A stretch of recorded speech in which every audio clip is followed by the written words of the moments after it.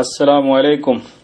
എടാ സുക്കൂറെ, ഞാൻ വാട്സപ്പിലൂടെയാണ് നിന്നോട് സംസാരിക്കുന്നത്. ഫോൺ ചെയ്യാൻ പോലും എന്റെ കയ്യിൽ പൈസയില്ല. എന്റെ ഈ കഥ നീ ലാഘവത്തോടെ കേൾക്കണം. സൗദി അറേബ്യയിലെ 24 വർഷത്തെ പ്രവാസ ജീവിതം അവസാനിപ്പിച്ച് തിരിച്ചു പോരുമ്പോൾ കമ്പനി സമ്മാനിച്ച 4 ലക്ഷം രൂപയുമായാണ് ഞാൻ നാട്ടിലെത്തിയത്.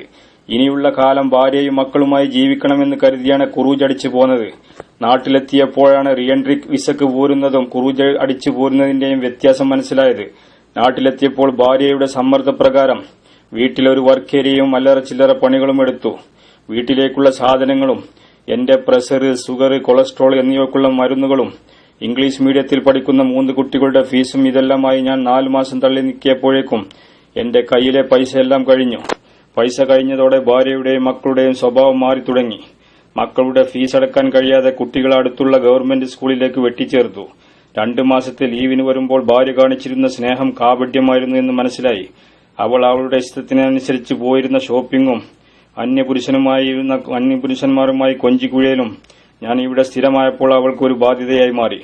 കുട്ടികൾ ചോദിക്കുമ്പോൾ എടുത്തു കൊടുക്കാൻ പൈസ ഇല്ലാതായപ്പോൾ അവരുടെ സ്വഭാവവും മാറി. ഇവിടെ ആയിരുന്നപ്പോൾ ഉപ്പ അത് വേണം ഇത് വേണം എന്ന് പറഞ്ഞിരുന്ന കുട്ടികൾ എന്റെ മുഖത്തേക്ക് പോലും നോക്കാതായി. എടാ സുക്കൂറെ, വാർദ്ധക്യത്തിലേക്ക് കാലെടുത്ത് വെച്ച് ഞാൻ ഇനി എന്ത് ചെയ്യാൻ? കൊളസ്ട്രോളും ഷുഗറും മറ്റനേക രോഗങ്ങളും എന്നെ ബാധിച്ചു കഴിഞ്ഞു. മരുന്നിന് മാസം 1500 രൂപ വേണം. നാട്ടിലേക്ക് വരൂ, കഞ്ഞി കുടിച്ചുകൊണ്ടെങ്കിലും ജീവിക്കാമെന്ന് പറഞ്ഞിരുന്ന അവളുടെ തനി സ്വഭാവം കുറച്ചുകാലം അവരുമായി ജീവിക്കുമ്പോൾ മാത്രമേ നമുക്ക് മനസ്സിലാവുകയുള്ളൂ. ഒരു പാക്കറ്റ് റൊട്ടി 2 നേരം കഴിച്ച് ബാക്കിയെല്ലാം കുടുംബത്തിന് വേണ്ടി അയച്ചു കൊടുത്തിരുന്ന എത്രയോ പ്രവാസികൾ അവിടെയുണ്ട്. എല്ലാവർക്കും എന്റെ അവസ്ഥ തന്നെയായിരിക്കും. ആയതിനാൽ സുക്കൂറെ, എന്റെ ഈ കഥ കേട്ട് എനിക്ക് ഒരു ആരിസ് വിസ നീ അയച്ചു തരണം. കട്ടിയുള്ള ജോലികൾ ചെയ്യാൻ എനിക്കാവതില്ല. ഇൻഷുറൻസ് കാർഡിൽ കിട്ടുന്ന ഗുളികകളുമായി ഇനിയുള്ള ജീവിതം സൗദി അറേബ്യയിൽ തന്നെ തള്ളി നീക്കണമെന്ന് ഞാൻ ആഗ്രഹിക്കുന്നു. സ്നേഹം നിറഞ്ഞ സുക്കൂറിന് വളരെ ദുഃഖത്തോടെ നിന്റെ കൂട്ടുകാരൻ മുഹമ്മദ് ക.